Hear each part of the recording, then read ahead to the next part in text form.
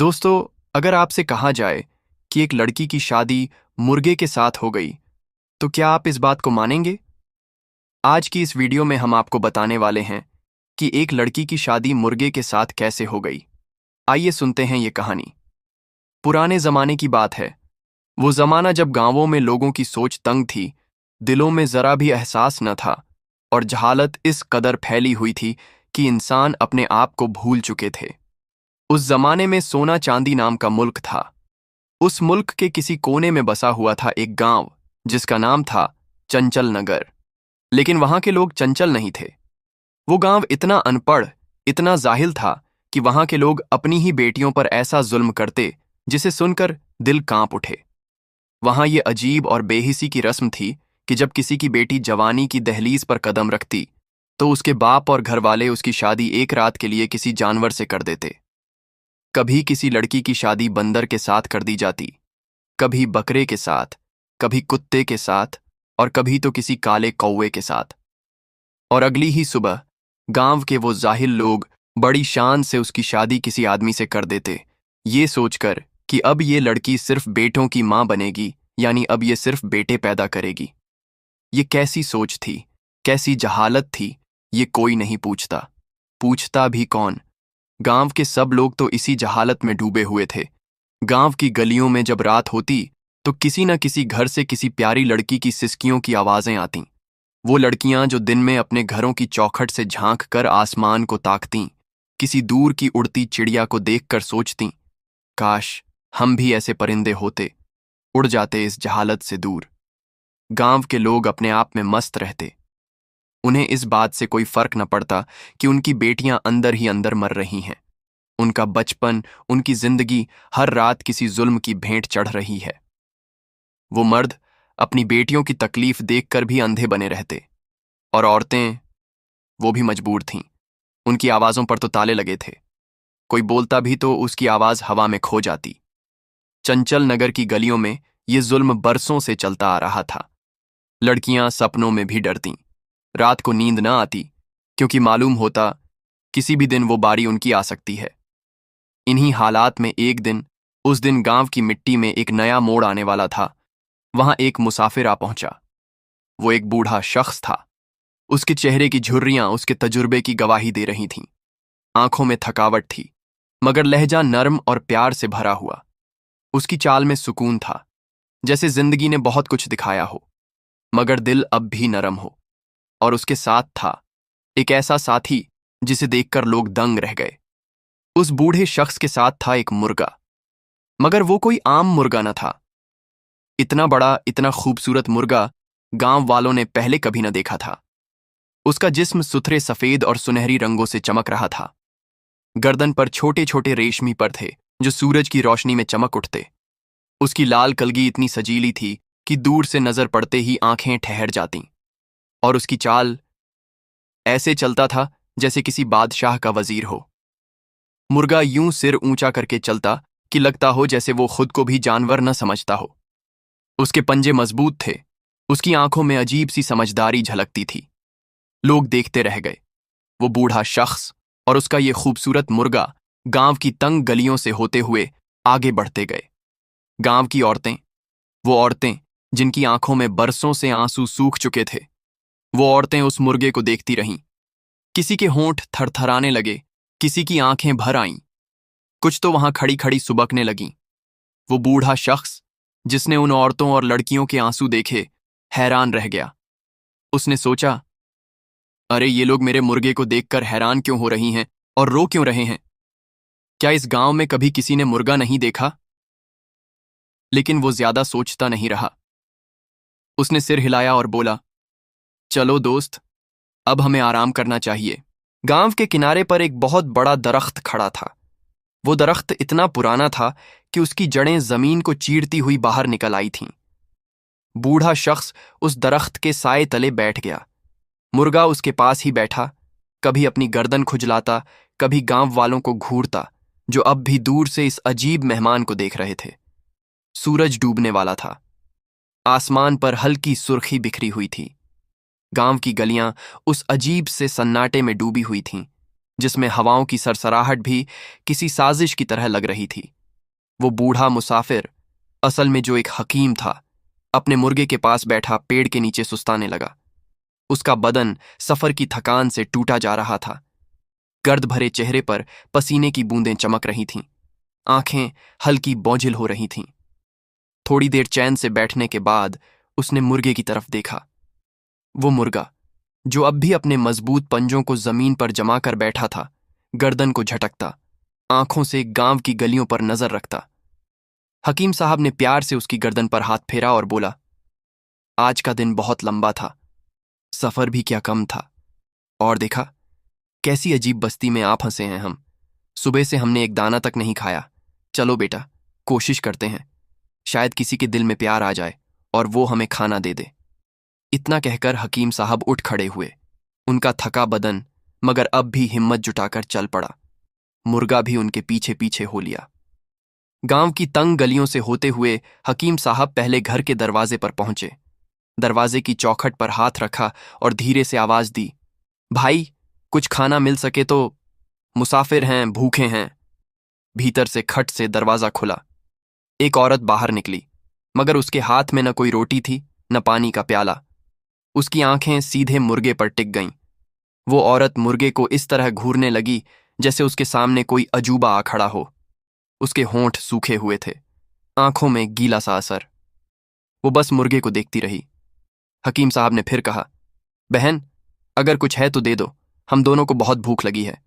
मगर औरत ने एक लफ्ज न कहा। वो पीछे हटी और दरवाजा खटाक से बंद कर लिया। हकीम साहब ने परेशान होकर अगला घर खटखटाया। वहां भी वही मंजर। औरत बाहर आई, उसकी आंखें भी उसी मुर्गे पर टिक गईं। कुछ देर तक चुपचाप देखती रही, फिर दरवाजा बंद कर लिया। गली के हर दरवाजे पर यही होने लगा। हकीम साहब जिस घर की चौखट पर पहुंचते, उस घर की औरत बाहर निकल आती, एक नजर हकीम साहब पर डालती, फिर उस मुर्गे को इस तरह देखती जैसे कोई छुपा हुआ राज उसके सामने आ गया हो। मगर कोई कुछ कहता नहीं। अब तो गांव की पूरी गली का मंजर बदल चुका था। सारे घरों के दरवाजे आधे खुले हुए थे। उन दरवाजों की आड़ से औरतें झांक रही थीं, कोई अपनी ओढ़नी से चेहरा छुपाए, कोई बस मुर्गे को ताकती, कोई अपने बच्चों को पीछे खींचती। हकीम साहब हैरान थे। उन्होंने तो जिंदगी में न जाने कितने गांव देखे थे, कितने घरों से रोटी मांगी थी, मगर ऐसा अजीब मंजर पहले कभी न देखा था। वो बोले, अरे वाह रे लोग, भूखे से भी डरते हो, या इस मुर्गे को देखकर किसी पुराने जख्म की टीस जाग उठी है? क्या बात है? मगर कौन जवाब देता? आवाजें तो जैसे मर चुकी थीं। थोड़ा आगे बढ़ते बढ़ते हकीम साहब ने एक और दरवाजा खटखटाया। इस बार दरवाजे से एक लड़की बाहर आई, उम्र यही कोई 20-21 बरस की। चेहरा प्यार से भरा, आंखों में थकन और डर की मिलीजुली परछाई। उस लड़की की नजर भी सीधी उस मुर्गे पर पड़ी। उसकी आंखों में हैरानी भी थी और अजीब सा दर्द भी। उसने इधर उधर देखा। गली के सारे घरों के दरवाजे अब खुले हुए थे। हर घर की औरत बाहर झांक रही थी। उन निगाहों में सिर्फ एक ही मंजर था, हकीम साहब और उनका मुर्गा। हकीम साहब ने नर्म लहजे में लड़की से कहा, बेटी, अगर घर में कुछ हो तो दे दो, भूख से आंतें हलक में आ रही है। मगर वो लड़की बिना कुछ बोले पलटी और तेजी से अंदर भागी। दरवाजा जोर से बंद कर लिया। हकीम साहब अब और भी परेशान हो चुके थे। उन्होंने गहरी सांस ली, मुर्गे की तरफ देखा और कहा, चल बेटा, यहां दिलों में एहसास नहीं, ना रोटी मिली ना पानी।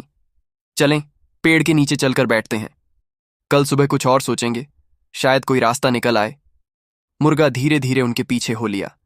उनकी चाल में थकावट झलक रही थी। गांव की गलियों से होते हुए वो दोनों फिर उसी पुराने बरगद के पेड़ के नीचे पहुंचे। हकीम साहब जमीन पर बैठ गए, अपनी पोटली को सिरहाना बनाया, आंखें बंद कीं। मुर्गा भी उनके पास आकर बैठ गया, अपनी गर्दन मोड़कर पंखों में छुपा ली, मगर उसकी आंखें अब भी अध खुली थीं, जैसे वो उस गांव की हवाओं में तैरते खौफ को समझ रहा हो। रात अपने पूरे सन्नाटे के साथ गांव पर छा चुकी थी। कच्ची गलियों की मिट्टी भी थक कर चुप थी। पेड़ों के पत्ते हल्की हवा में सरसराते रहे, मगर जैसे वो भी किसी अनहोनी का अंदेशा सुना रहे हों। वो बूढ़ा मुसाफिर, हकीम साहब और उसका साथी वो अजीब मुर्गा, दोनों ही अपने अपने हाल में पेड़ के नीचे नींद की आगोश में समा चुके थे। मुर्गा एक और करवट लेकर बैठा रहा, मगर उसकी आंखें पूरी तरह बंद न थीं, जैसे वो हर आहट, हर साया महसूस कर रहा हो। रात भर गांव की हवाओं में साजिशें तैरती रहीं। किसी घर से दबे पांव चलने की आवाज आती, किसी खिड़की से झांकती निगाहें नजरें चुरातीं। मगर वो रात गुजर गई। सुबह की पहली किरण जमीन पर उतरी तो गांव की फिजा में अजीब सी बेचैनी घुली हुई थी, जैसे पूरा गांव किसी तैयारी में जुटा हो। कोई इधर भाग रहा था, कोई उधर। कोई दरवाजे पर रंगोली बिखेर रहा था, कोई घर की दीवारों पर मिट्टी का लेप कर रहा था। हर गली में हलचल थी। हकीम साहब की आंखें खुलीं तो वो मंजर देखकर ठहर से गए। उन्होंने अपने मुर्गे की गर्दन पर हाथ फेरा और बोले, बेटा, ये गांव तो सुबह से ही दुल्हन की तरह सजा रहा है। कैसी तैयारी है ये? इतने में कुछ गांव वाले वहां से गुजरते दिखाई दिए। हकीम साहब ने उन्हें आवाज दी, अरे भाई, ये क्या हो रहा है गांव में? कैसी सजावट, कैसी हलचल! एक अधेड़ उम्र का आदमी रुका। उसकी आंखों में नफरत झलक रही थी। उसने मुर्गे पर घूरती नजर डाली और फिर हकीम साहब से बोला, बूढ़े आदमी, आज हमारे गांव में शादी है। तू और तेरा ये मुर्गा हमारे रास्ते से दूर ही रहना, किसी मुसीबत में न पड़ जाना, समझे? इतना कहकर वो आदमी अपनी राह चल पड़ा। हकीम साहब चुपचाप उसे जाते देखते रहे। फिर मुर्गे की तरफ मुस्कुराकर बोले, देखा बेटा, आज यहां खुशी का मौका है। शादी है तो खाने पीने का भी कुछ न कुछ बचेगा। हमें भी रोटी का टुकड़ा मिल जाएगा। चलो, थोड़ी देर ठहरते हैं। फिर उन्होंने थकी हुई सांस ली और बोले, तुम चाहो तो इस गांव में जरा घूम आओ, देखो तो सही, ये कैसी बस्ती है। मैं यहीं बैठा हूं। मुर्गा गर्दन उठाकर खड़ा हुआ। उसके पंखों की चमक सुबह की धूप में और तेज हो गई थी। वो धीरे धीरे अपनी चाल में गांव की गलियों की तरफ बढ़ गया। गांव अब तक पूरी तरह शादी की तैयारियों में डूब चुका था, मगर उस मुर्गे की चाल, उसमें ऐसा ठहराव था कि हर गली से गुजरते हुए वो जैसे अपनी ही धुन में चल रहा हो। गांव की औरतें खिड़कियों से, झरोखों से उसे ताकती रहीं। उसका जिस्म, उसकी चाल, उसकी आंखों की चमक हर किसी को खींच रही थी। मुर्गा टहलते टहलते उसी घर के सामने आ पहुंचा जहां कल रात हकीम साहब ने खाना मांगा था, और एक लड़की दरवाजा बंद करके अंदर चली गई थी। वो घर भी शादी की तैयारियों में डूबा हुआ था। दरवाजे पर हल्की हल्की रंगोली बिखरी हुई थी। कुछ फूलों की लड़ियां लटक रही थीं। मुर्गा घर के सामने रुका और अपनी गर्दन उठाकर एक अजीब सी आवाज निकाली। वो आवाज न कुकड़ूकू थी, न कोई आम बांग।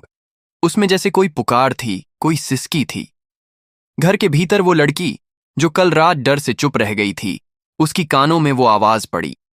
वो दबे पांव बाहर आई, चारों तरफ नजर दौड़ाई। गांव की औरतें अपनी अपनी तैयारियों में लगी हुई थीं। किसी की नजर उस पर न पड़ी। उसने झट से अंदर से एक मुट्ठी दाना और पानी का एक कटोरा उठाया। दरवाजे की आड़ से वो सब कुछ मुर्गे के सामने रख दिया। मुर्गा उस दाने को अपनी चोंच से उठाकर खाने लगा। लड़की उसके पास बैठ गई। उसकी आंखों से आंसू निकल पड़े। वो धीमे लहजे में बोली, कल भी मैं तुम्हें खाना दे देती, मगर क्या करती, सब लोग देख रहे थे। यहां ऐसा करना ठीक नहीं समझा जाता। आज मौका मिला तो दे दिया। फिर वो कुछ रुककर बोली, जानते हो, आज मेरी शादी है। इस गांव का रिवाज है कि किसी लड़की की शादी पहले किसी जानवर या परिंदे से की जाती है। मेरी आंखों पर पट्टी बांध दी जाएगी और मेरे सामने कई जानवर खड़े किए जाएंगे। जिस जानवर पर मेरा हाथ पड़ेगा, मेरी शादी उससे हो जाएगी। लड़की की आवाज थरथराने लगी। जब मेरी जिंदगी में ये जुल्म होना ही है, तो मैं चाहती हूं कि कम से कम वो जानवर तुम हो, क्योंकि तुम तो किसी और से अच्छे हो। तुम्हारी आंखों में तो प्यार है, समझ है। मुर्गा खामोशी से उसकी बातें सुनता रहा। उसकी आंखों की चमक जैसे और तेज हो गई। लड़की अपने आंसू पोंछती हुई उठी और बोली, अब मैं अंदर जा रही हूं। तैयारियां शुरू हो गई हैं। तुम यहीं रहना। अगर सब कुछ ठीक रहा तो शायद आज मेरी शादी तुमसे हो जाए। इतना कहकर वो लड़की दरवाजे के भीतर चली गई। मुर्गा वहीं खड़ा रहा। फिर कुछ देर बाद अपनी चाल में वापस लौटा और हकीम साहब के पास उसी पेड़ के नीचे आ गया। हकीम साहब ने उसे आते देखा, उसके पंखों पर जमी धूल को अपने हाथ से झाड़ा और बोले, घूम आए बेटा, चलो बैठो। अब देखते हैं ये गांव और इसकी रस्में क्या रंग दिखाती हैं। गांव की गलियों में शहनाइयों की आवाजें और ढोलक की थापें गूंज रही थीं। हवा में फूलों की हल्की खुशबू तैर रही थी, मगर उस खुशबू में साजिश और जहालत की बू भी घुली हुई थी। वो बूढ़ा मुसाफिर हकीम साहब और उसका वो शहजादा सा मुर्गा उसी पुराने पेड़ के नीचे बैठे थे। उनकी आंखों के सामने से लोग इधर उधर भागते दिख रहे थे। किसी के हाथ में कोई रस्सी थी, कोई अपने जानवर को खींचता ले जा रहा था, कोई अपने बकरे को सजाता तो कोई किसी बंदर की रस्सी थामे उसे घसीट रहा था। इतने में हकीम साहब के कानों में गांव वालों की आवाजें पड़ी। चलो चलो, अपने जानवर मैदान में ले चलो, सब जानवरों को इकट्ठा करो, दुल्हन का वक्त हो गया है। हकीम साहब ने अपनी लाठी ठीक की, मुर्गे की गर्दन पर हाथ फेरा और बोले, चल बेटा, देखते हैं ये कैसी रस्म है, कैसी शादी है। हकीम साहब अपने मुर्गे को साथ लेकर उस मैदान की तरफ बढ़े जहां गांव वाले अपने जानवरों को जमा कर रहे थे। रास्ते में उन्होंने वो मंजर देखा जिसने उनकी आंखें नम कर दीं। कुछ लोग एक लड़की को घसीटते हुए ला रहे थे। लड़की के बदन पर लाल जोड़े की चुन्नी थी, जिसे वो बार बार गिरने से बचाने की नाकाम कोशिश कर रही थी। हाथ कांप रहे थे, पांव लड़खड़ा रहे थे, आंखों से आंसुओं की धार बहे जा रही थी। वो हर कदम पर रुक जाती और खुशामद करती, मुझ पर यह जुल्म मत करो, मुझे ये जुल्म न सहना पड़े। मगर कौन सुनता। गांव वाले अपनी जहालत में डूबे हुए थे। उसे खींचकर मैदान में लाकर खड़ा कर दिया गया। वहां पहले से ही तरह तरह के जानवर खड़े थे, कोई बकरा, कोई बंदर, कोई कुत्ता, कोई कौवा, सब रस्सियों में बंधे। हकीम साहब आगे बढ़े। उनके दिल में बेचैनी थी। वो उस दर्द को महसूस कर रहे थे जो उस लड़की की सिसकियों में छलक रहा था। उन्होंने गांव के सरदार से पूछा, भाई, ये सब क्या हो रहा है? क्यों इस प्यारी बच्ची पर ऐसा जुल्म ढाया जा रहा है? सरदार की आंखों में नफरत की लपटें उठीं। वो गुर्रा कर बोला, बूढ़े हकीम, तुम बार बार हमारे बीच आकर क्या देखना चाहते हो? अपनी जान की सलामती चाहते हो तो चुपचाप यहां से चले जाओ, वरना मेरे आदमी तुम्हें यहां से घसीट कर बाहर कर देंगे। कब से देख रहा हूं, तुम और तुम्हारा मुर्गा हमारे आसपास घूमते फिरते हो। तुम्हारा आने का मकसद क्या है? हकीम साहब ने गहरी सांस ली। वो जानते थे अब कुछ कहना बेकार है, फिर भी नरमी से बोले, भाई, मैंने तो बस ये देखा कि तुमने पूरे गांव के जानवर जमा किए हैं, मगर इन जानवरों में कोई मुर्गा नहीं है, तो लो, मेरा मुर्गा भी शामिल कर लो। सरदार ने सोचा, हाँ, चलो ठीक है, मुर्गा भी शामिल कर लेते हैं, वैसे भी इसमें क्या फर्क पड़ता है। उसने इशारा किया। हकीम साहब ने अपने मुर्गे को धीरे से आगे कर दिया। वो मुर्गा मैदान में उन जानवरों की कतार में जाकर खड़ा हो गया। अब वो घड़ी आ पहुंची थी। लड़की की आंखों पर एक मोटी काली पट्टी बांध दी गई। उसकी सिसकियां और तेज हो गईं। हाथ कांपते हुए आगे बढ़ाए गए। गांव की औरतें और मर्द सांसें रोककर उस मंजर को देख रहे थे। लड़की का हाथ कांपता हुआ आगे बढ़ा। उसकी उंगलियां किसी जानवर की खाल को महसूस करने को लरज रही थीं, और वो हाथ आखिर जाकर उस मुर्गे के ऊपर आकर ठहर गया। वो मुर्गा बिल्कुल जड़ सा खड़ा रहा। उसकी आंखें चमक रही थीं, जैसे वो इस गांव की सारी जहालत को अपनी आंखों में कैद कर लेना चाहता हो। ज्यों ही हाथ उस पर पड़ा, गांव में ढोलक बज उठे। शहनाइयों की आवाजें तेज हो गईं। औरतों ने ताली बजाई। गांव वालों ने ऐलान कर दिया, शादी मुकम्मल हुई, इस लड़की की शादी मुर्गे के साथ हो गई। इसके बाद लोग अपने अपने घरों को चले गए। हकीम साहब अपने पेड़ के नीचे आ गए और लड़की और मुर्गा अपने कमरे में चले गए। शादी की वो रात धीरे धीरे अपने पूरे सन्नाटे के साथ गांव पर उतर आई थी। चारों तरफ खामोशी पसरी हुई थी। बस कहीं दूर से ढोलक की मध्यम थाप अब भी हवा में तैर रही थी। गांव की गलियां जैसे थक कर चुप हो गई थीं। वो प्यारी लड़की, जिसे इस जहालत भरी रस्म ने एक जानवर के साथ बांध दिया था, अब अपने कमरे में थी। लाल जोड़े की चुन्नी अब भी उसके सिर पर थी। पांव में पायल की हल्की छन छन उसके कांपते कदमों का पता दे रही थी। कमरे में पहुंचते ही उसकी आंखों से वो काली पट्टी उतारी गई। आंखें धुंधली सी हुईं, मगर जैसे ही सामने देखा, उसके दिल को थोड़ा चैन मिला। उसके सामने वही मुर्गा खड़ा था, वही अजीब सा मुर्गा जिसकी आंखों में प्यार की चमक थी। लड़की की सांसें थोड़ी संभली।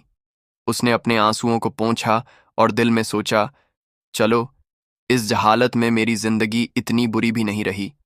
ये मुर्गा तो कम अज कम मुझे नुकसान नहीं पहुंचाएगा। एक रात की ही तो बात है, कल सुबह किसी इंसान से शादी हो ही जाएगा।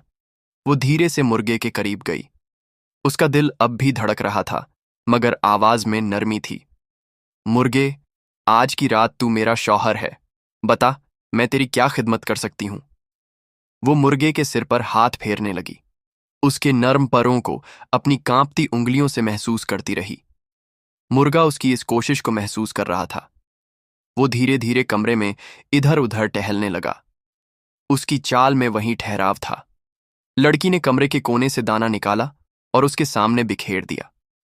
फिर पास पड़ी चादर को झाड़कर एक कोना उसके लिए बिछा दिया। आजा मुर्गे, आराम कर ले। बस आज की रात तू मुझे कोई नुकसान न पहुंचाना, सुबह सब खत्म हो जाएगा। मुर्गा खामोशी से उसकी तरफ देख रहा था। उसकी आंखों में जैसे कोई राज दबा बैठा था। इतने में मुर्गा अचानक फड़फड़ाया। उसने गर्दन घुमाई और कमरे में रखी हुई एक पुरानी सी मेज की तरफ बढ़ा। वहां एक कलम और दवात रखी थी और एक कागज का टुकड़ा। लड़की हैरानी से देखती रही। ये मुर्गा, ये क्या करने जा रहा है? मुर्गा अपने पंजे से वो कलम खींच लाया, अपनी चोंच से दवात में कलम डुबोई और पंजे से कागज पर कुछ लिखने लगा। लड़की की आंखें फटी की फटी रह गईं। उसके होंठ थरथराने लगे। ये कैसे मुमकिन है? एक मुर्गा कैसे लिख सकता है? उसकी सांसें अटक सी गईं। वो उस मंजर को ऐसे देख रही थी जैसे उसकी आंखें धोखा खा रही हों, मगर ये कोई धोखा न था।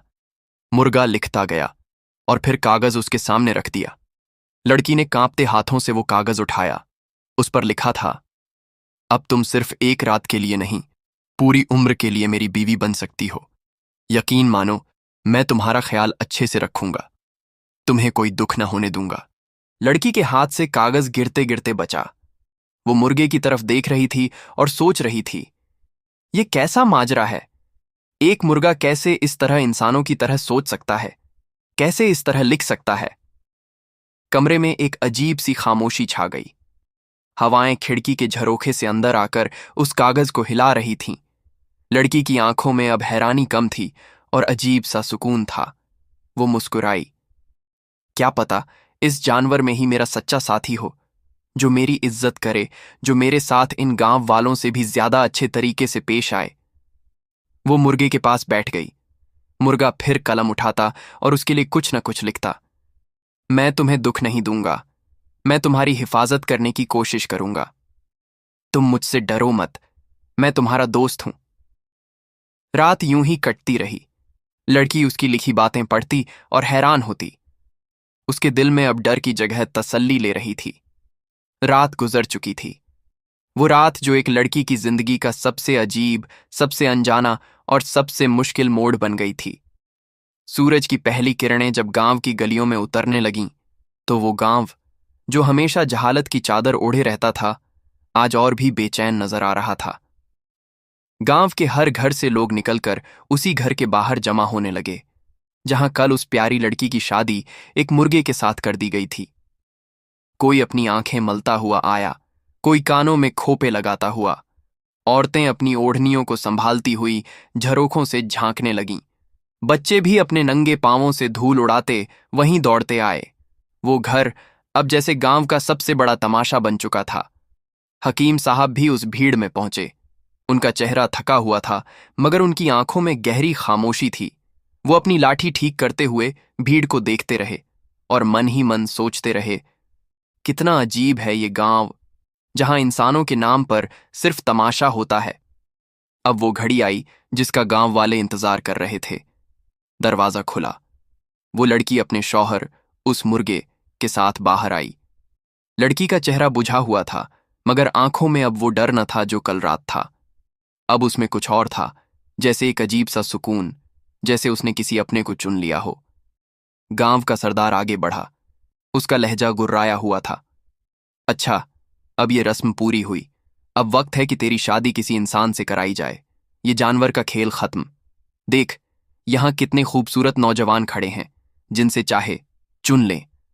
गांव के नौजवान अकड़ कर खड़े हो गए। कोई अपनी मूंछों पर ताव दे रहा था, कोई सिर ऊंचा किए खुद को सबसे बढ़कर दिखाने की कोशिश कर रहा था, मगर लड़की ने एक लंबी सांस ली। उसकी नजरें सीधे अपने मुर्गे पर टिक गईं। वो बोली, आवाज में ठहराव था, मगर लहजे में वो एहसास जो दिल को छू जाए। नहीं, मैं किसी इंसान से शादी नहीं करूंगी। मेरी शादी अगर किसी से रहनी है तो इसी मुर्गे से रहेगी। मैं इस शादी को नहीं तोड़ना चाहती। ये सुनकर जैसे गांव की भीड़ सन्न रह गई। कुछ पलों के लिए एकदम खामोशी छा गई। फिर सरदार का गुस्सा भड़क उठा। ये क्या बकवास है? ये कैसी बात करती है तू? ये मुर्गा तेरा शौहर कैसे हो सकता है? क्या हो गया है तुझे? कौन सा जादू करवा दिया इस बूढ़े हकीम ने? तुम दोनों यहां क्यों आए थे? क्या मंसूबे थे तुम्हारे? गांव के सरदार की आंखों से जैसे आग बरसने लगी। वो हकीम साहब पर चीख पड़ा, बता बूढ़े, तूने क्या जादू किया है इस लड़की पर? तेरे आने से पहले तो ऐसा कभी ना हुआ। तू और तेरा मुर्गा हमारे गांव को बिगाड़ने आए हो। किस मकसद से आए हो यहां? हकीम साहब ने गहरी सांस ली। उनकी आंखों में दर्द झलक रहा था, मगर वो चुप रहे। लड़की ने एक कदम आगे बढ़कर कहा, मैं खुद अपनी मर्जी से कह रही हूं। इसमें न हकीम साहब का हाथ है, न किसी जादू का। ये मुर्गा मेरे लिए तुम जैसे किसी इंसान से बेहतर है। मैं तुम में से किसी इंसान से शादी नहीं करूंगी। गांव की भीड़ गुस्से में बड़बड़ाने लगी। कोई कहता, ये लड़की पागल हो गई है। कोई बोला, इसने तो गांव की इज्जत मिट्टी में मिला दी। कोई चिल्लाया, इस बूढ़े हकीम को निकालो यहां से, इसी की वजह से ये सब हो रहा है।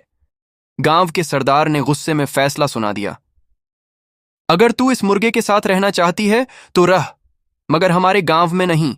यहां से निकल जा और इस बूढ़े को भी ले जा। हमारे गांव में तुम्हारे लिए अब कोई जगह नहीं। गांव वाले आगे बढ़े। उन्होंने लड़की और मुर्गे को गांव की हद से बाहर निकाला। हकीम साहब खुद चुपचाप उनके साथ हो लिए। वो तीनों, हकीम साहब, वो लड़की और वो मुर्गा, गांव की गलियों से निकलकर कच्ची पगडंडियों पर बढ़ते चले गए। उनके पीछे गांव की भीड़ कुछ दूर तक खड़ी देखती रही। फिर धीरे धीरे गांव की गलियों में खामोशी लौट आई। कच्ची पगडंडियों पर धूल उड़ती रही। सूरज सिर पर चढ़ चुका था और तपती जमीन के कण उन तीनों के पांवों में चुभ रहे थे। हवा की गर्मी भी जैसे उनकी थकान बढ़ा रही थी। वो लड़की, जिसके गांव वालों ने उसे एक अनोखी डोर से बांध दिया था, अपने आंचल से पसीना पोंछती रही। कदम थके हुए थे, मगर दिल में सुकून था कि वो उस गांव की जहालत से दूर हो चली है। कुछ देर यूं ही चलते रहने के बाद लड़की की नजर उस मुर्गे पर पड़ी, जो उसके साथ साथ किसी साए की तरह चल रहा था। उसकी चाल में वही दबदबा था, गर्दन ऊंची, आंखों में चमक, जैसे वो किसी बादशाह का दवजीर हो। लड़की से आखिर न रहा गया। उसने धीमे लहजे में कहा, बाबा, एक बात पूछूं? ये मुर्गा कौन है? क्या आप इसके बारे में जानते हैं? हकीम साहब ने चलते चलते ठहर कर एक पेड़ की छांव ली, लाठी को सीधा किया, पसीना पोंछा और गहरी सांस लेकर बोले, बेटी सुन, ये कोई आम मुर्गा नहीं है। इसके पीछे एक पूरी कहानी है। लड़की ने ताज्जुब से हकीम साहब की तरफ देखा। हकीम साहब ने अपनी थकी आंखें दूर आसमान पर टिका दी और बताने लगे, मैं बादशाह के महल में हकीम हूं। बड़ा शौकीन मिजाज बादशाह है, दिल का अच्छा, मगर शिकार का बहुत शौकीन। एक दिन वो जंगल में शिकार करने निकला। घने पेड़ों के बीच शिकार करते करते थक गया। थक कर एक पत्थर पर बैठ गया। उसकी तलवार एक तरफ रखी थी और वो आराम करने लगा। इसी बीच न जाने कहां से एक भूखा भेड़िया धीरे धीरे दबे पांव पीछे से उसकी तरफ बढ़ा। वो जानवर इस ताक में था कि कब बादशाह पर झपटे और उसे अपना शिकार बना ले। मगर उस जंगल में ये मुर्गा भी मौजूद था। ज्यों ही भेड़िया झपटने ही वाला था, ये मुर्गा तेज रफ्तार से कूदा और अपनी चोंच और पंजे से भेड़िए की एक आंख फोड़ दी। भेड़िया कराह उठा। बादशाह ने फौरन पीछे मुड़कर देखा, तलवार उठाई और एक ही वार में उस भेड़िए का काम तमाम कर दिया। बादशाह ने मुर्गे को देखा तो उसकी आंखों में चमक आ गई। उसने मुर्गे को अपने हाथों में उठाया और प्यार से सिर पर हाथ फेरा। जब लौटकर महल आया तो इस मुर्गे को भी साथ ले आया। मगर बेटी, वहां आकर ये मुर्गा अजीब अजीब हरकतें करने लगा। वो महल में बादशाहों की तरह रहने लगा। दरबार की कुर्सी पर जाकर बैठ जाता। बादशाह जहां बैठता, ये भी वहीं बैठने की कोशिश करता। खाने की थाली में अपने लिए अलग जगह बनाता। यहां तक कि अपनी चोंच और पंजे से लिखने भी लगा। बादशाह पहले तो हंसा, मगर फिर परेशान हो गया। उसे ये सब बातें अजीब लगने लगीं। आखिर उसने मुझे बुलाया और कहा, हकीम, इस मुर्गे को लेकर दूर दराज जाओ, इसे अपने साथ लेकर निकलो, शायद कहीं कोई इसका हल निकले। मैं इस मुर्गे को लेकर सफर पर निकला और हम तुम्हारे गांव में पहुंच गए। वहां देखा तो जहालत का वो मंजर कि इंसानों की शादियां जानवरों से करवाई जा रही थीं, और फिर तुम्हारी शादी इस मुर्गे से हो गई, और तुमने पता नहीं क्या सोचकर इस शादी को तोड़ने से इनकार कर दिया। अब बेटी, हम वहीं लौटेंगे, बादशाह के महल। वहीं जाकर पता चलेगा कि इस मुर्गे की हकीकत क्या है और अब आगे क्या होना है। लड़की चुपचाप हकीम साहब की बात सुनती रही। उसके दिल में सवालों का समंदर उठ रहा था। एक मुर्गा जो लिखता है, सोचता है और बादशाहों की तरह चलता है, ये कैसे हो सकता है? वो मुर्गे की तरफ देखती रही। मुर्गा अब भी अपनी चाल में बेफिक्र चल रहा था, मगर उसकी आंखों में जैसे अब वो राज और गहरे होते जा रहे थे। तकरीबन 2 दिन और 2 रात का लंबा सफर तय करने के बाद वो तीनों, हकीम साहब, वो प्यारी लड़की और वो शहजादा मुर्गा, थके हारे बादशाह के आलीशान महल के दरवाजे पर पहुंचे। सूरज अपनी आखिरी किरणें बिखेर रहा था। महल के ऊंचे बुर्जों पर कबूतरों के झुंड बैठकर जैसे इस अजीब मंजर को देख रहे थे। सिपाहियों ने महल के अंदर खबर भिजवाई। कुछ ही देर में बादशाह खुद दालान में आकर खड़ा हुआ। उसने पहले उस लड़की पर नजर डाली जो अब भी दुल्हन के जोड़े में थी। फिर उसकी नजर उस मुर्गे पर पड़ी जो वहीं शानो शौकत और अकड़ लिए खड़ा था, और आखिर उसकी आंखें हकीम साहब पर ठहरीं। बादशाह की आवाज गूंज उठी, हकीम साहब, ये क्या माजरा है? ये लड़की कौन है? हमें सारी हकीकत बताओ। हकीम साहब ने धीरे धीरे सब कुछ बताया। किस तरह वो गांव, वहां की जहालत, वो अजीब रस्में, और फिर कैसे इस लड़की का हाथ इस मुर्गे पर पड़ा और शादी हो गई। कैसे वो लड़की उस गांव को छोड़कर उनके साथ महल तक आ गई। बादशाह सब सुनता रहा। उसकी आंखों में हैरानी झलक रही थी। कुछ देर चुप रहकर वो बोला, बेटी, जब तुमने अपना नाता इस मुर्गे से जोड़ ही लिया है तो अब यही तुम्हारा हमसफर है। आज से तुम्हारा नाम शहजादी नाजिया होगा। इस मुर्गे ने भेड़िए पर झपटकर मेरी जान बचाने की कोशिश की थी। इस महल में इस मुर्गे के लिए एक खास हिस्सा तय कर दिया जाएगा। वहां हमारे खास आदमियों के सिवा कोई सिपाही या कोई और दाखिल नहीं होगा। तुम वहां इसके साथ आराम से रह सकती हो। लड़की ने सिर हिला दिया। अब वो दोनों उस महल के उस हिस्से में चले गए जो मुर्गे के लिए तय किया गया था। वहां का हर कोना सजीला था, फूलों की महक, रंगीन पर्दे और नर्म बिस्तर। दिन बीतते गए, हफ्ते गुजरते गए। 1 महीना यूं ही गुजर गया। न शहजादी नाजिया ने कोई शिकायत की, न ही उस मुर्गे ने महल में कोई अजीब हरकत की। सब कुछ ठहर सा गया था, मगर इंसानी दिल तो हर राज को जानने को बेचैन होता है। एक रात जब पूरा महल नींद में था, चांदनी महल की दीवारों को छू रही थी और हवा खामोश थी, बादशाह की आंखों से नींद उड़ चुकी थी। उसके दिल में एक अजीब बेचैनी उठी।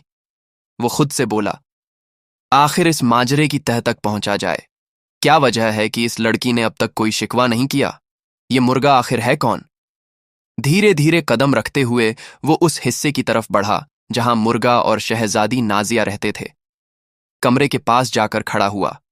उसके कानों में कमरे के अंदर से 2 आवाजें पड़ीं, एक लड़की की और एक जवान लड़के की। बादशाह सन्न रह गया। ये कैसे हो सकता है? अंदर तो सिर्फ वो लड़की और एक मुर्गा होना चाहिए। ये लड़के की आवाज कहां से आ रही है? उसने इधर उधर नजर दौड़ाई। तभी उसकी नजर कमरे की एक कोने में पड़ी। वहां वो खाल पड़ी थी, वो बड़ी सी मुर्गे की खाल। बादशाह की आंखें चौड़ी हो गईं। अरे, ये क्या माजरा है? क्या ये कोई इंसान है जो मुर्गे का भेस बनाकर रह रहा था? अगर मैं इसकी खाल जला दूं तो ये दोबारा मुर्गा नहीं बन पाएगा और इंसान बनकर ही रहेगा। बादशाह ने वो खाल उठाई, महल के बीचों बीच एक आग जलाई और उस खाल को डाल दिया। खाल जलते ही धुएं की लपटें उठीं। वो खाल जलती रही और उसकी बू हवा में फैलती रही। इसी लम्हे कमरे में वो लड़का जो शहजादी नाजिया के सामने अपनी असल शक्ल में था, दर्द से चीख पड़ा। आह, ये क्या हो रहा है? मुझे जलन हो रही है। वो तड़पता हुआ कमरे से निकला, भागता हुआ महल की दीवारें लांघता अंधेरे जंगल की तरफ भाग गया। शहजादी नाजिया पीछे पीछे दौड़ी। रुको, कहाँ जा रहे हो? मगर शहजादा तो दूर निकल गया था। शहजादी नाजिया महल के आंगन में आई तो देखा, आग की लपटों में वो खाल जल रही थी। वो चीख पड़ी, नहीं, नहीं, ये क्या कर दिया आपने बादशाह सलामत? उसने दौड़कर आग बुझाई, मगर बहुत देर हो चुकी थी। वो खाल जलकर राख हो चुकी थी। नाजिया रोती रही, चिल्लाती रही। बादशाह की आंखें भी नम हो गईं। वो ठगा सा खड़ा रहा। लड़की ने कांपती आवाज में पूरी हकीकत बता दी। ये मुर्गा असल में एक सल्तनत का शहजादा था। वो शरारती था और एक जादू की वजह से मुर्गा बन गया था। वो सिर्फ मेरे सामने इंसान की शक्ल में रह सकता था, क्योंकि मैं उसकी बीवी हूं। बाकियों के सामने वो मुर्गा ही बनकर रहता था। बादशाह सलामत, आपने जो खाल जला दी वो उसका जिस्म थी। अब वो न जाने किस हाल में होगा, कहाँ भटकता फिरेगा। बादशाह भी सिर थाम कर बैठ गया। मुझसे बहुत बड़ी गलती हो गई बेटी। खैर, जैसे तैसे रात गुजरी। सुबह की धूप महल की दीवारों पर फैल चुकी थी, मगर उस महल की फिजा पर उदासी की एक चादर तनी हुई थी। शहजादी नाजिया भारी कदमों से बादशाह के दरबार में आई। बादशाह अपने तख्त पर सिर झुकाए बैठा था। आंखों में रात भर की बेचैनी और पछतावे की लकीरें साफ झलक रही थीं। शहजादी नाजिया उसके सामने जाकर रुकी। आवाज में थरथराहट थी, मगर दिल में अज़्म था। बादशाह सलामत, अगर आप इजाजत दें तो मैं अपने शहजादे को ढूंढना चाहती हूं।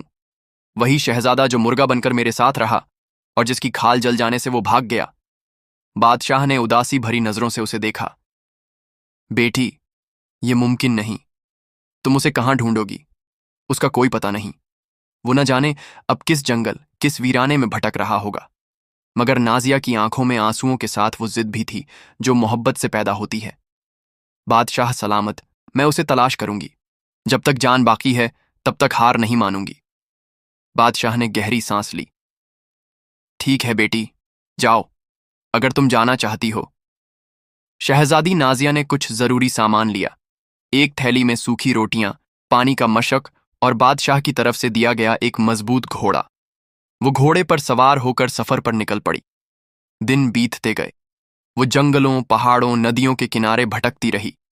सूरज की तपिश, बारिश की बूंदें, रातों की ठंडी हवाएं सब उसके चेहरे पर अपने निशान छोड़ने लगीं। उसका गोरा रंग अब मध्यम पड़ चुका था। गाल पिचक गए थे, बाल बिखरे हुए थे। आंखों में थकावट की गहराई थी, मगर दिल में उम्मीद की लौ अब भी जल रही थी। कई दिन यूं ही गुजर गए। एक शाम वो बेहद थक कर एक घने जंगल में एक पेड़ की जड़ पर बैठी थी। पत्तों की सरसराहट और झींगुरों की आवाजों के दरमियान अचानक उसकी नजर पास की डाल पर पड़ी, जहां एक तोता और तोती बैठे थे। तोता धीरे धीरे बोल रहा था, तुम्हें पता है, फरगान मुल्क का शहजादा बहुत बीमार पड़ा है। उसका आधा जिस्म जला हुआ है। बेचारा चैन से सांस भी नहीं ले सकता। वो वही शहजादा है जो कभी मुर्गा था। अब इंसानी शक्ल में है, मगर दर्द से तड़प रहा है। तोती ने हैरान होकर तोते से पूछा, तो फिर कोई इलाज नहीं है क्या? तोता बोला, इलाज है। इस जंगल में एक जड़ी बूटी है। अगर उसे पीसकर उसके जिस्म पर लगाया जाए तो वो ठीक हो सकता है, मगर वो बूटी बहुत मुश्किल से मिलती है। ये सुनते ही शहजादी नाजिया की धड़कन तेज हो गई। ये तो मेरे शहजादे की बात कर रहे हैं। तोता और तोती ये कहकर उड़ गए। नाजिया उठ खड़ी हुई। उसकी थकान जैसे उड़नछू हो गई। दिल में एक नई उम्मीद जाग उठी। अब वो उस जंगल में उस जड़ी बूटी की तलाश करने लगी। हर पौधे को देखती, हर झाड़ी को परखती। कांटे बदन को चुभते, पांव कीचड़ में ढंसते, मगर वो रुकती नहीं। आखिरकार उसकी आंखें उस बूटी पर जा टिकीं। वही जो तोता बता रहा था। पतले हरे पत्ते, हल्की महक। उसने उसे जड़ों समेत निकाला, आंचल में लपेटा और सुकून का सांस लिया। अब उसका रुख फरगान मुल्क की ओर था, जहां उसका शहजादा तड़प रहा था। घोड़े को ऐड लगाई और रास्तों की धूल उड़ाती वो अपने प्यार की तलाश में फिर निकल पड़ी। 2 दिन और 2 रात की थकाऊ मुसाफिरी के बाद वो शहजादी नाजिया फरगान मुल्क की सरहद पर पहुंची। उसकी आंखों में धूल, चेहरे पर सफर की थकान और कपड़ों पर सफर की गर्द लगी थी, मगर दिल में बस एक ही तड़प थी, अपने शहजादे को देखने की, उसे फिर से जीते हुए देखने की। शहजादी महल के बड़े दरवाजे पर पहुंची। सिपाहियों ने उसे हैरानी से देखा। वो खुद चलकर बादशाह के दरबार में गई। महल की दीवारों पर उसकी आवाज गूंज उठी, बादशाह सलामत, मैं शहजादे का इलाज कर सकती हूं। बादशाह ने अपने तख्त से नजर उठाकर उस थकी हारी लड़की की तरफ देखा। तू कौन है बेटी? ये कैसी बात करती है? शहजादी ने अपने आंसुओं को अंदर रोकते हुए कहा, मैं एक हकीम हूं। मैंने सुना है कि शहजादा बीमार है, उसी का इलाज करने आई हूं। बादशाह ने मन में सोचा, इतने बड़े बड़े हकीम तबीब आए और हार कर लौट गए, ये नाजुक सी लड़की क्या कर सकेगी? मगर फिर बोला, ठीक है, अगर तुझे यकीन है तो कोशिश कर ले। शहजादी ने कहा, मुझे 30 दिन का वक्त चाहिए, उसके बाद शहजादा ठीक हो जाएगा। बादशाह ने इजाजत दे दी, तू अपना इलाज शुरू कर सकती है। शहजादी नाजिया ने अपनी जड़ी बूटी को पीस कर दवा बनाई। अपने हाथों से वो दवा शहजादे के जले हुए जिस्म पर लगाती रही। दिन बीते, धीरे धीरे शहजादे के जख्म भरने लगे। उसका चेहरा अब फिर से जवां होता दिखने लगा, मगर वो अपनी आंखें न खोलता। 29 दिन गुजर चुके थे। शहजादा अब लगभग ठीक था, मगर उसकी पलकों पर अब भी एक साया था। 30वां दिन आया। शहजादी ने आखिरी बार वो दवा उसके जिस्म पर लगाई। उसकी आंखों में मोहब्बत की सच्ची कोशिश थी, होठों पर सिसकी दबी हुई थी। फिर वो बादशाह के पास गई और बोली, बादशाह सलामत, आज शाम तक शहजादा बिल्कुल ठीक हो जाएगा। मुझे कुछ नहीं चाहिए, मैं चलती हूं। बादशाह हैरान रह गया। अरे, ये कैसी लड़की थी? न कोई इनाम लिया, न कोई नाम बताकर गई, बस इलाज कर दिया और चली गई। शहजादी नाजिया महल से निकल गई। उसके कदम थक चुके थे, मगर दिल को सुकून था। शाम हुई। बादशाह अपने बेटे के सिरहाने बैठा रहा। वक्त बीतता गया। आखिर शहजादा धीरे धीरे अपनी पलकों को उठाने लगा। 2 महीने बाद उसकी आंखें खुली थीं। बादशाह की आंखों में खुशी के आंसू भर आए। उसने बेटे का सिर अपनी गोद में रख लिया। बेटा, आखिर तू ठीक हो गया, तू फिर से हमें मिल गया। शहजादे ने धीमे लहजे में पूछा, अब्बा जान, मेरा इलाज किसने किया? बादशाह ने कहा, बेटा, हमें नहीं पता। कोई लड़की थी, आई थी, इलाज किया और बिना कुछ लिए चली गई। हमें खुशी है कि तू ठीक है। बाकी अब वो कौन थी, क्यों आई, कहाँ गई, ये हमें मालूम नहीं। शहजादा अब फिर से अपने महल में रहने लगा। उसकी सेहत लौट आई, मगर उसका दिल जैसे किसी अनकही तलाश में डूबा रहा। उस लड़की की तलाश में जिसने उसकी जान बचाई थी और खुद गुमनाम रह गई थी। वक्त यूं ही गुजरता रहा। शहजादा फरगान के महल में अपनी सेहत संभालते हुए रह रहा था, मगर दिल में एक बेचैनी थी। हर लम्हा जैसे किसी अधूरी बात की तलाश करता रहता। एक रोज वो महल की बालकनी पर खड़ा दूर आसमान को ताकता रहा। हवा में बहती खुशबुओं में उसे जैसे कोई सिसकी सुनाई दी। दिल में ख्याल उठा, मैं अपनी बीवी से क्यों न मिलूं? आखिर उसने मेरे बाद क्या किया होगा? वो कैसी होगी? कहीं वो अब भी मेरे लिए तड़प रही हो? फिर देर न की। 10-15 सिपाहियों को तैयार किया और अपने काफिले के साथ अपनी बीवी यानी शहजादी नाजिया के महल की तरफ रवाना हो गया। वो लंबा सफर तय करते हुए जब अपने महल के दरवाजे पर पहुंचा तो सिपाहियों ने ऐलान किया। बादशाह, जो पहले उसका ससुर और मेजबान था, बाहर आया। उसके चेहरे पर हैरानी थी। तुम कौन हो? क्या चाहते हो? शहजादा धीरे से मुस्कुराया और आदाब किया। बादशाह सलामत, मैं वही हूं, वही मुर्गा जिसकी खाल आपने जला दी थी, मगर इसमें आपकी कोई गलती नहीं। आपको पूरी सच्चाई नहीं मालूम थी। बादशाह ने अपनी आंखें फाड़ कर देखा। वो सन्न रह गया। उसकी जुबान से आवाज न निकली। शहजादा आगे बोला, अब मुझे ये बताइए, मेरी बीवी कहाँ है? बादशाह ने गहरी सांस लेकर कहा, बेटा, वो तो आज तक तुम्हारे कमरे में बैठी रहती है, रोती रहती है। उसका दिल हर वक्त उदास रहता है। शहजादा दिल में एक टीस महसूस करता तेज कदमों से उस कमरे की ओर बढ़ा जहां नाजिया रहती थी। कमरे के दरवाजे पर खड़ा होकर उसने धीमी आवाज में पुकारा, नाजिया। लड़की, जो अपने आंसुओं में भीगी हुई थी, अपनी टूटी हुई सांसों को संभालते हुए धीरे से मुड़ी। उसकी आंखें जैसे यकीन ही न कर पाईं। सामने उसका शहजादा खड़ा था। उसने कांपती आवाज में कहा, तुम कौन हो? शहजादा मुस्कुराया, वो मुस्कान जिसमें बरसों की मोहब्बत और कसक बसी थी। मैं वही हूं, तुम्हारा मुर्गा दूल्हा, वही जिसका तुमने अपनी मोहब्बत से हाथ थामा था, वही जिसे तुमने अपना शौहर माना था। लड़की की आंखों से झरझर आंसू बह निकले। वो दौड़कर उसके गले लग गई, सिसकती रही, थरथराती रही।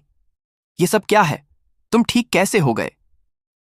शहजादा ने उसकी आंखों में झांकते हुए कहा। पता नहीं नाजिया, मेरे बाबा कहते हैं कि कोई लड़की आई थी, उसने 30 दिन तक मेरा इलाज किया और बिना कुछ लिए चली गई। मैं नहीं जानता वो कौन थी।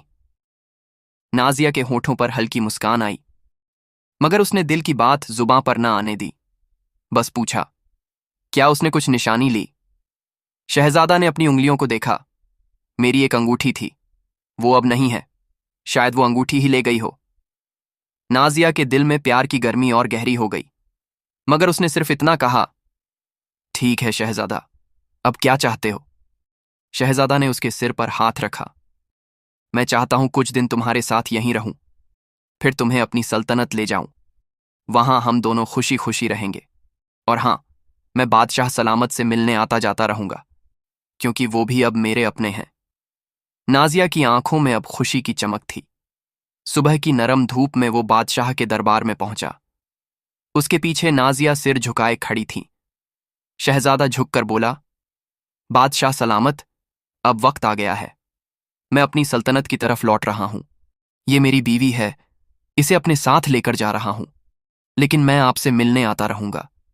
ये लड़की अब सिर्फ मेरी बीवी नहीं, आपकी बेटी भी है। बादशाह की आंखें भीग गईं।